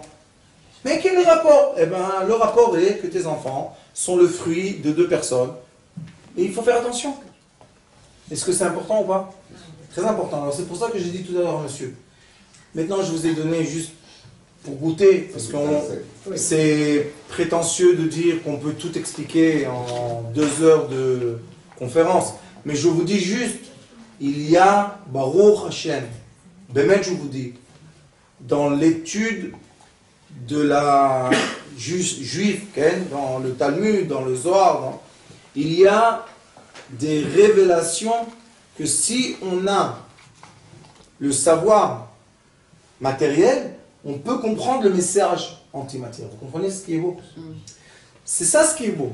C'est ça ce qui est nouveau. Tout était écrit, quoi. Le Talmud n'est pas là 2000 ans, il est devant nos yeux, on n'arrête pas. On a étudié, je crois, des millions, des dizaines de millions de fois. Nous, connecte le Talmud avec monsieur. Et tu lui viens, on étudie ensemble, et dis-moi toi ce que tu as à dire. Non pas, monsieur, écoutez, vous êtes un médecin, de toute manière vous êtes bête. Alors là, on commence comme ça. Et nous, on est les grands sages. Ah, et si moi je suis bête, pourquoi moi je guéris quelqu'un et toi tu guéris pas quelqu'un? Question, hein? Au lieu de dire ça, Ah, monsieur, asseyez-vous. Et on fait tour de table, ensemble. Qu'est-ce qu'il y a? Est-ce qu'une personne peut tout savoir? Non. Est-ce que 10 personnes, c'est seulement 10 pensées? Non. 10 personnes peut être 1000 pensées. C'est magnifique ça. Alors c'est ce que je fais. Petit travail. J'espère que cette petite étincelle va grandir un petit peu pour être une petite lumière dans cette génération qui sont magnifiques. On passe des temps, on voit dans nos yeux en 50 ans des choses, c'est miraculeux. Vous savez, ils ont envoyé maintenant, ils voulaient envoyer un satellite israélien. Et qu'est-ce qu'ils ont dit? Ah, la dernière seconde, ça a explosé, qu'est-ce qu'on va faire et tout? Il y a un film dans YouTube qui montre qu'il a été tiré avec une flèche de lumière qu'il a explosé. Il y a un film YouTube, regardez. Vous avez vu? Maintenant, tout le monde dit, ah, qu'est-ce que c'est ça? Cette lumière, on ne l'a pas vue. Il fallait ralentir. Ils ont eu besoin de programmes très avancés pour réussir à ralentir tellement pour voir la vitesse de la lumière qui a explosé le satellite. Du coup, on n'est pas dans une génération qui va très très vite et très très loin. Oui. Est-ce que l'être humain doit s'adapter? Oui. Comment il va s'adapter? En vivant les nouvelles vitesses, en rentrant dans les nouvelles consciences, qui vont nous permettre de vivre le prochain, comment on dit, millénaire. On pense qu'on est en 2017, on est peut-être en 1920, l'esprit. La technologie, 2027. Vous savez, aujourd'hui, ils ont dit en Israël, l'État d'Israël et l'État américain ont signé un contrat jusqu'à 2028 d'armes et de trucs, 38 billions, je ne sais pas quoi. Ça veut dire qu'ils sont déjà là-bas, et nous, on est à la préhistoire. On a encore des pierres sur le dos. Je peux vous poser une dernière question? Combien vous voulez? Il y a M. Boukris qui doit dire stop. Moi, je voulais juste dire une parenthèse parce que j'ai eu un petit flash comme ça qui est venu sur le moment, parce que je n'étais pas, normalement, je ne suis pas médecin. Mais je pense que ce cours-là, il peut l'adapter à n'importe quelle profession. En fait, ce n'est pas pour les médecins. Il se trouve que le Rav aime soigner, donc il apporte son savoir pour la médecine. Mais en fait, ce qu'il enseigne, c'est comment élever son champ vibratoire pour essayer, et surtout en gardant son métier. Lui, ce qu'il veut, c'est que le savoir, il faut surtout le garder. Et lorsqu'on est soit un peintre, ou lorsqu'on est un maçon, ou lorsqu'on est un médecin, ou même un simple vendeur, on peut élever son champ vibratoire et être exceptionnel dans son métier. Et là on allie la matière et l'antimatière. C'est ça qu'il veut apporter, parce que bon, moi, c'est comme ça sur le moment, j'ai vu tous ces médecins autour, et c'est vrai que ça, c'est pas du tout mon milieu. Mais voilà, c'était la petite parenthèse que je voulais apporter. Question. Ma question, c'est une question de relation humaine, qu'on soit vendeur ou... Et le champ vibratoire, c'est la connaissance de la Kabbalah, c'est-à-dire comment élever son... Je veux dire, comment se relier à la source. Et pour se relier à la source, il y a, des rituels et des formes de connaissances que lui peut apporter, c'est-à-dire... mais surtout, ce qui est important, c'est de rester ce qu'on est et à la limite de développer son savoir. C'est-à-dire lorsqu'on est doué de ses mains et lorsqu'on n'a pas de talent, ou on n'arrive pas, c'est lorsqu'on élève son champ vibratoire c'est là où on devient, et c'est là où on a la réussite dans la vie. La réussite, on l'a à ce niveau-là.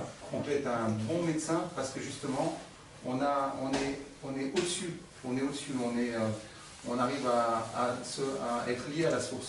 Et la source, il n'y a pas de temps et d'espace, on rentre dans le génie. C'est comme un peintre, c'est l'inspiration, c'est sur le moment. Il n'y a plus besoin de réfléchir, ça sort tout seul. Voilà, c'est... Juste une question très simple, pas du tout. Est-ce que vous pensez que Rambam, donc Maïmonide, a tiré ses connaissances médicales qu'il pratiquait tous les jours la deuxième moitié de sa vie à travers la Torah.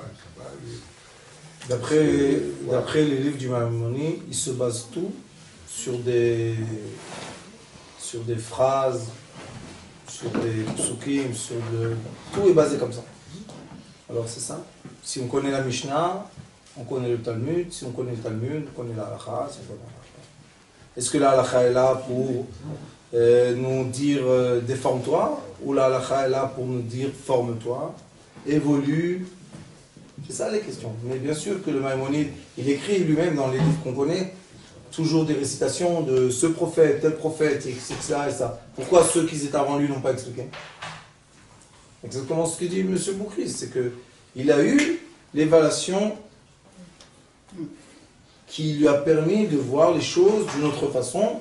Et lui, Baruch Hashem, comme tous les gens généreux qu'il y a eu dans toutes les générations, a voulu partager ça. C'est ça l'important. Vouloir partager, vouloir ne pas avoir peur d'être critiqué.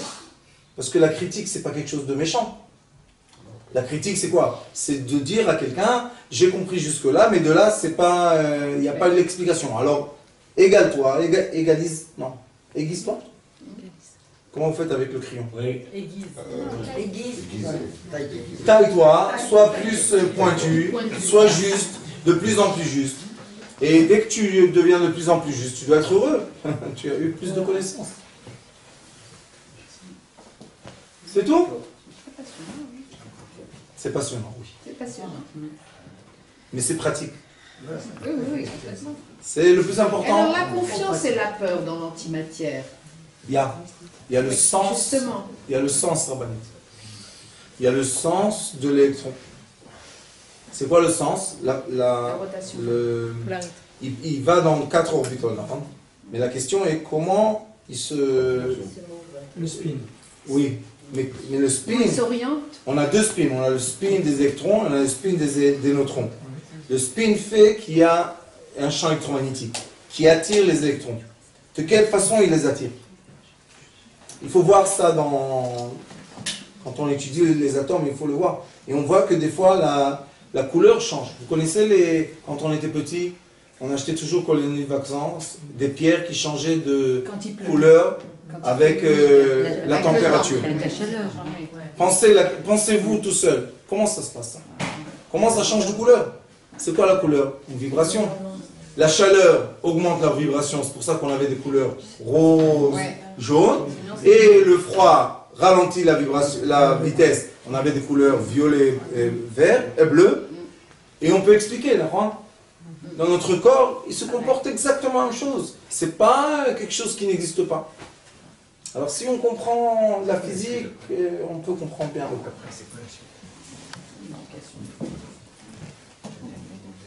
טוב, תודה רבה, בשורות טובות, שנה טובה, גמר חתימה טובה, et toutes les bonnes choses.